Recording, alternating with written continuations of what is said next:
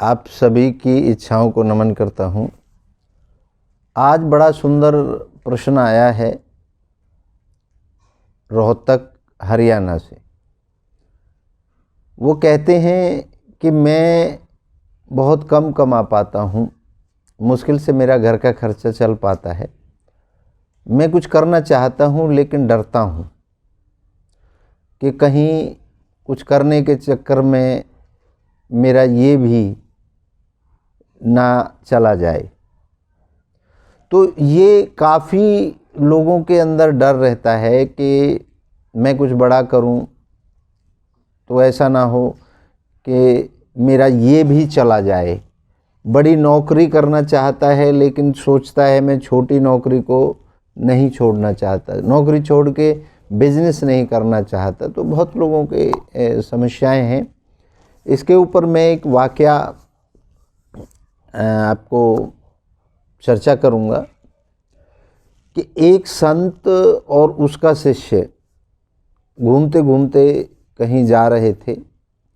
तो रास्ते में उनको शाम हो गई और एक जंगल के अंदर उन्हें लगा एक टूटा सा घर था।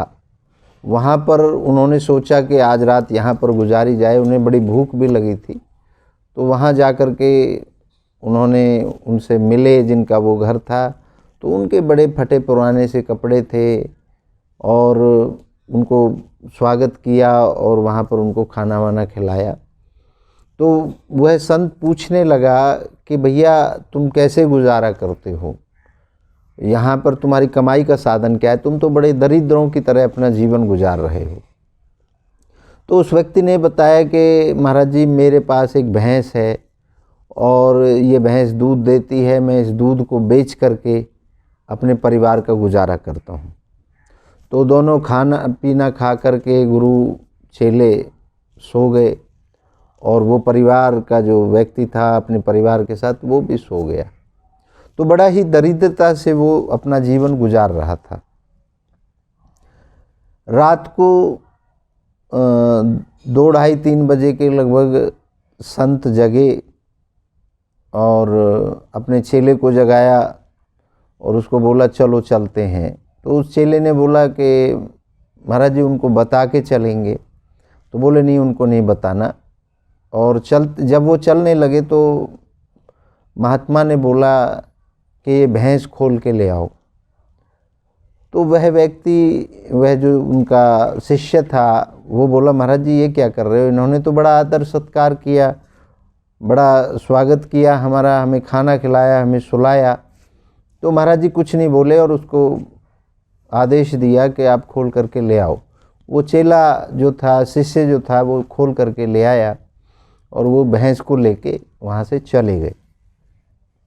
अब चले गए तो शिष्य को बड़ी चिंता होने लगी कि ये बेचारा कैसे गुजारा करेगा, इसी से गुजारा करता था। तो काफ़ी दिनों बाद जब संत की मृत्यु हो गई तो उसके बाद उस शिष्य के मन में ये प्रश्न बार बार ज़िंदगी में आता रहा। तो शिष्य ने सोचा कि अब मैं चल के देखता हूँ, वो व्यक्ति तो, वो परिवार तो ख़त्म हो गया होगा, क्योंकि उनका एक ही सहारा था जिसे हम ले करके आ गए। वो भैंस थी, उस भैंस को भी हम ले आए।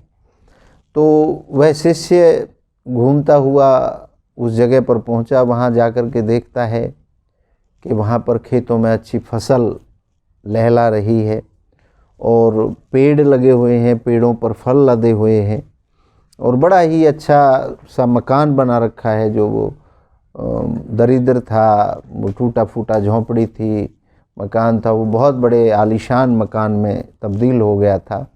तो शिष्य ने सोचा कि हो सकता है वो बेच के छोड़ के यहाँ से चले गए हों और कोई और व्यक्ति यहाँ आ गया हो। फिर भी उसने हिम्मत करी कि मैं फिर भी इनसे मिलता हूँ, उनके बारे में जानने की कोशिश करता हूँ कि वह व्यक्ति कहाँ गया है।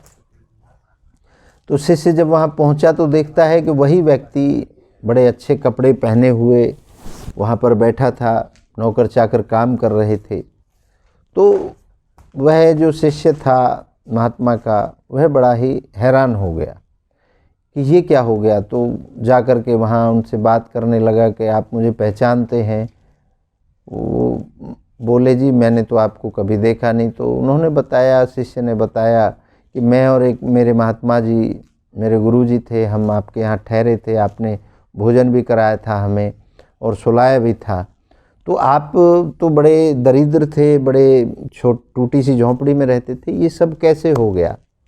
तो उस व्यक्ति ने बताया कि उस रात, जिस रात आप लोग आए थे, उस रात मेरी भैंस यहाँ से चली गई, खुल के चली गई या कोई चोर ले गया, ये तो मुझे नहीं पता। लेकिन जब वो भैंस चली गई तो मैं बड़ा दुखी हुआ, 2-3 दिन परेशान हुआ। लेकिन तब मैंने देखा कि अब भैंस तो आने वाली नहीं है, भैंस को खूब ढूंढा हमने। तो फिर मैंने सोचा कि परिवार तो चलाना है, तो मैंने जंगल में जा कर के लकड़ियाँ काट काट करके शहर में लेके गया, वहाँ बेची और उस पैसे से मैं बीज लेके आया और मैंने यहाँ जो ये खेत हैं इनको तैयार करके वो बीज उसमें डाल दिया। और जब बीज बो दिया तो अच्छी फसल हुई। जब अच्छी फसल हुई तो फिर मैंने यहाँ पर पेड़ पौधे लगाने शुरू कर दिए। तो जब पेड़ पौधे लगाए तो वो फल देने लगे और अब मैं शहर का, इलाके का, यहाँ पूरे क्षेत्र का फलों का और अनाज का सबसे बड़ा व्यापारी हूँ। तो ये बात सुनकर के शिष्य को, जो अभी आया था बात करने के लिए, जो दुखी था कि उनकी भैंस को हम ले गए थे और अब क्या होगा, तो उस तरीके से वो जो सोचता था कि वो तो बर्बाद हो गया होगा, लेकिन आज इस से चीज़ को देख करके, इस तरीके को देख करके बड़ा खुश हुआ कि मेरे गुरुजी ने बहुत ही अच्छा कार्य किया, जो इसकी भैंस को यहाँ से लेके चले गए। और जो गुरु होते हैं वो बड़ी ही दूर की सोचते हैं।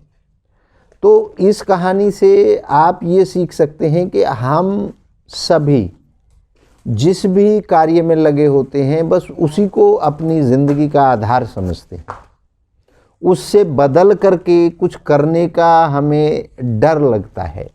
लेकिन अगर आप इस कहानी से कुछ सीख पाएँ तो वो ये सबसे बड़ी ताकत सीख पाएंगे कि व्यक्ति की जब विचारधारा बदल जाए, जब वो उस जो भी उसका कार्य चल रहा है उससे परे हट के सोचना शुरू कर दे, तो आप देखेंगे आपके चारों तरफ तरह तरह के बिजनेस, तरह तरह की अपॉर्चुनिटी, तरह तरह के तरीके आपका इंतज़ार कर रहे होते हैं।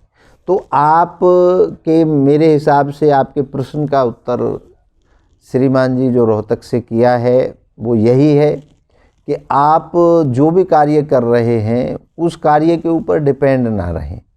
और बहुत बड़े बड़े वैज्ञानिक और बहुत बड़े बड़े जितने भी महान बड़े बड़े लोग हैं वो ये कहते हैं कि मल्टी इनकम आप शुरू करें।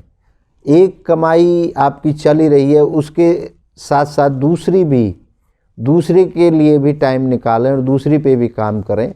हो सकता है कि आपको दोनों कमाई इक्वल चलने लगें, फिर आप तीसरी कमाई के बारे में सोचें। तो इस तरीके से आपका जो जीवन का जीने का जो सपना है, जो तरीका है, जो इच्छाएं हैं, वो आपकी पूर्ण हो सकती हैं।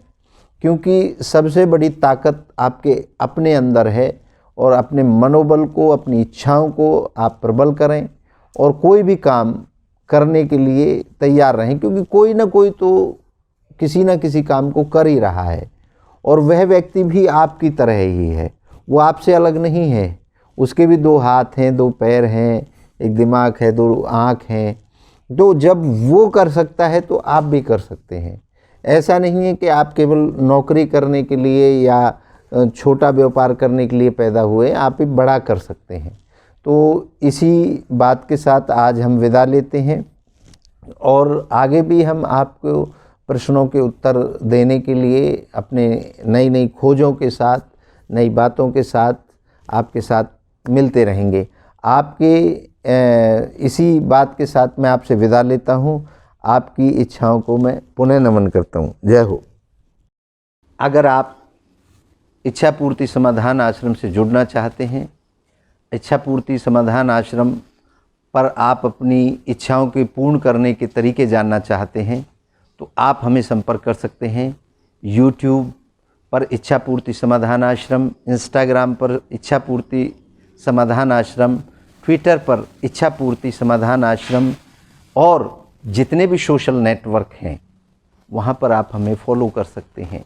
हमारी नई नई जो खोज हैं, नए जो तरीके हैं, उनको आप सीख सकते हैं वहाँ से।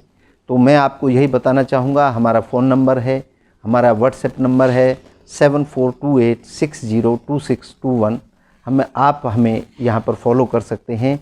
आपकी हर इच्छा का स्वागत है, हर इच्छा को नमन है, और हर इच्छा को पूर्ण करने के तरीके आपको, आसान तरीके आपको बताए जाएंगे। जय हो।